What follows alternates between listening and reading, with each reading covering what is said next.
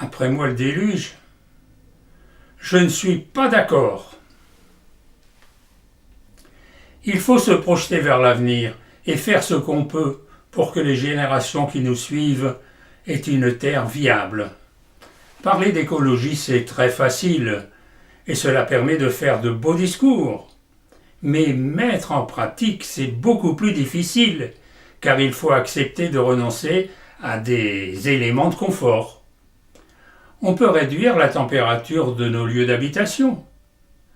Réduire l'usage de la voiture sera déjà plus difficile. On peut aussi réduire notre consommation d'eau dont l'usage a terriblement augmenté ces 50 dernières années. C'est ce que je vous propose. Chérie, où est le couvercle ? Jadis, pour faire sa toilette, il suffisait de quelques litres d'eau tiède dans une petite bassine. Maintenant, on prend une douche 40 litres d'eau ou un bain 100 litres d'eau. Une eau, bien sûr, chaude, moussante et parfumée. Il y a 50 ans, il était fréquent que nos lieux d'aisance se trouvent hors de la maison, au fond de la cour. S'y rendre la nuit, sous la pluie, la neige, pour poser ses fesses sur une planche percée n'avait vraiment rien d'engageant. Aussi, on utilisait un seau hygiénique. Ah, tu l'as trouvé? Merci, chérie.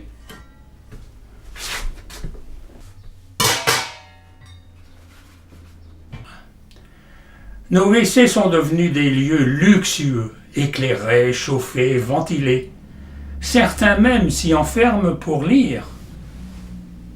Saviez-vous que dans les villes anciennes de Chine existait un métier très particulier? Celui de videur de pots de chambre. Avec un tonneau sur roue, le videur parcourait les ruelles de la ville pour vider les seaux et les pots de chambre des riverains. Une fois son tonneau plein, il allait livrer le produit de sa collecte à un fermier. Chez nous, chaque maison avait jadis une fosse d'aisance que le vidangeur venait vider.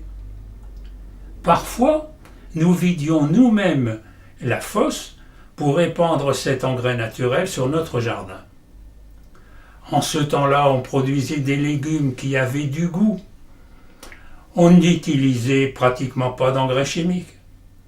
Maintenant, avec des engrais chimiques et des pesticides à gogo, on cultive des légumes et des fruits sous des serres chauffées et artificiellement éclairées. Ces produits doivent être calibrés aux normes élaborées par des technocrates. Résultat, ils n'ont plus de goût. Cultivés à des milliers de kilomètres de chez nous, ils sont cueillis avant maturité pour pouvoir être transportés, ce qui réduit encore leur qualité. Pas d'accord. Pour participer au sauvetage de la planète, il faut économiser l'eau. C'est une ressource qui devient très rare. Faites comme moi. Supprimez les bains, les douches et utilisez un seau hygiénique. Chaque fois qu'il sera plein et que vous le viderez, vous aurez économisé environ 100 litres d'eau. Et vous pourrez redonner une vie naturelle à votre potager. Pas d'accord. Bien sûr, au lieu d'un seau hygiénique, vous pourriez utiliser une chaise percée.